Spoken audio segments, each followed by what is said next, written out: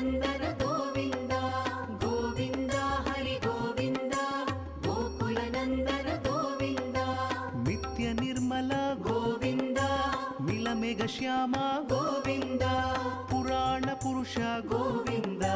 Pundarikaksha Govind Govind Hari Govind गोकुलनन्दन Govind Govind Hari Govind